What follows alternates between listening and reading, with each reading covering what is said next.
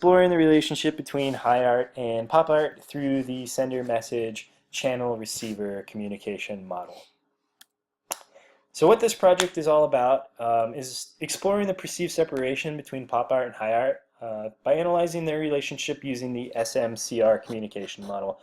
And so what I did is I analyzed the progression from pop art to high art in a couple of specific instances and the factors which influence that progression. So I looked at bodies of work from Warhol, Basquiat, and Banksy to find different examples of the media influence on an artist's work. A couple of quick definitions here. Art is the expression of human imagination and creative skill. Usually it's in the visual form, such as painting. High art refers to art which is held in high esteem by society. It's generally considered part of the upper class culture, and pop art is a movement which is characterized by the satirical use of popular culture in art. High art is an outgrowth of advanced civilization. Sophisticated and wealthy societies provide a framework for artistic pursuit, and these societies also provide a social environment that fosters that artistic pursuit, as well as the education, the training to allow artists to realize their creative expression. The big points here are that artists have a time and space to create because of the wealth of the country that they live in. And I think maybe the biggest point is that we currently live in a society capable of fostering the creation of high art, and we have an audience which is financially capable and well educated enough to receive it. So pop art is an art movement that emerged in the late 50s in the United States, and it's characterized by its use of popular culture. It explores topics such as mass culture or advertising, and usually it's considered to stand in contrast to high art. This is a good example of mass culture and advertising. We've got the rainbow cake we all had as kids, and JFK, and of course the car that he was assassinated in. My hypothesis is that pop art represents a merging of high art and popular culture, even though the two are often considered to be in pretty stark contrast to each other. I'm basically arguing that pop art can be elevated to the status of high art through use of the media and advertisement. Specifically, the channel which an artist uses really influences and determines to a large extent the amount of exposure which is given to a body of work, and it also affects the scope of the audience which receives that work. And both of those factors are incredibly important in determining whether or not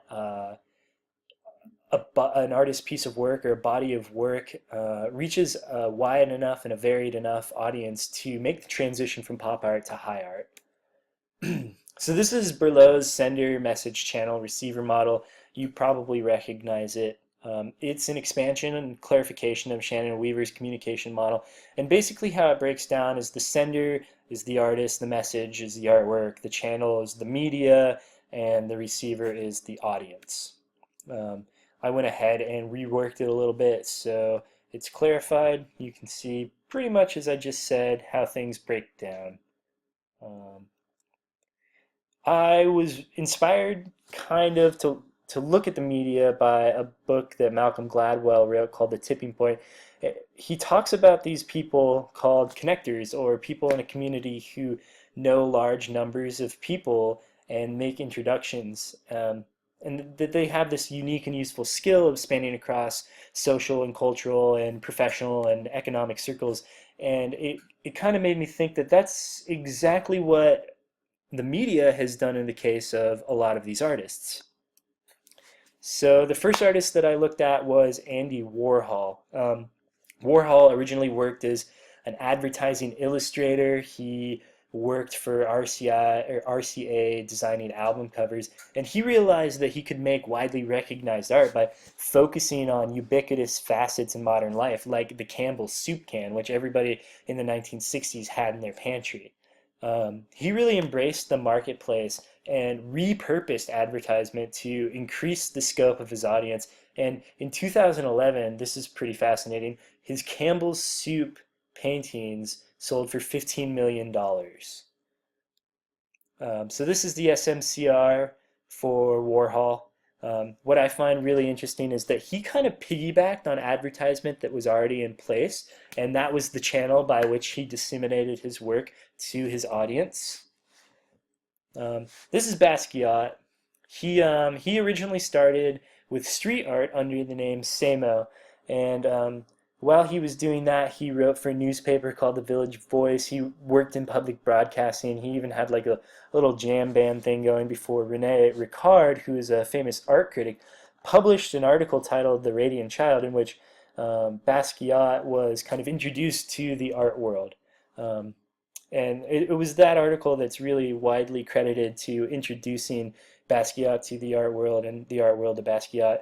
And this painting right here, Dust Heads, it sold at auction for $49 million. This is the SMCR for Basquiat. The print media in this case is the channel, the magazine, art forum, and also the Village Voice, the newspaper that he wrote for. His audience is maybe a little bit different, but not too much from Warhol's. Here's Banksy. I think the Banksy is really, really interesting because of the way that he has become so prolific, because nobody really knows who the hell he is. He makes use of guerrilla advertising, and he kind of continues to quote unquote bomb the streets of major metropolitan areas worldwide with his anti-war, anti-capitalist, and anti-establishment street art. Um, he gained widespread notoriety through Exit Through the Gift Shop, which was nominated in 2010 for an Oscar.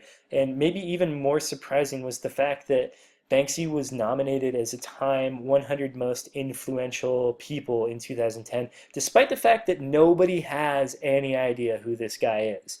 Um, and because, of course, he's a stand-up guy, he offers all his prints to download online for free.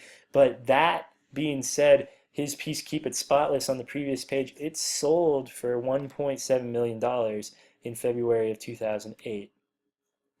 This is the SMCR applied to Banksy. I think it's pretty cool because he's kind of made use of the streets. He's also made use of print. He's made use of film, a couple other things, social media, and like the guerrilla advertising that I was talking about that I didn't list. And of course, it's pretty badass because he's just distributing worldwide anti-establishment propaganda. So one of the big questions that I wanted to try and answer through this project is, where's art going? And I had to look at the internet culture pretty closely because I found that it offers a custom tailored, easily accessible approach to disseminating your art, to exposing a large amount of people to your work. Social media sites like Instagram and Tumblr are pretty much free advertising for anybody who's interested and savvy enough to use them. And it's really become the preferred method for communicating messages to a widespread audience. But it isn't necessarily the only channel which artists are using to communicate. I think that film and print, even though they can sometimes be a little hard to distinguish, are still super viable means of getting your message out there. And again, I really encourage you to check out Exit Through the Gift Shop or another film called Beautiful Losers if you have the time. I also wanted to know what role the media has played in the production and dissemination of art. Um, I think that print and film and internet have all played a role in allowing artists to gain exposure. And the purpose of this project is to show that while the current perspective on high art and pop art is one of mutual exclusivity, developments in media and technology have begun to dissolve that separation. And I think that pop artists and just artists in general kind of have this really big sledgehammer which they can use to sort of start tearing down the wall that's separating the realms of pop art and high art, and I just don't think that they're necessarily still mutually exclusive. Um, this is a Richard Hamilton piece called Wham. I thought that it was a really excellent piece to end on. I hope you enjoyed my project. Thank you.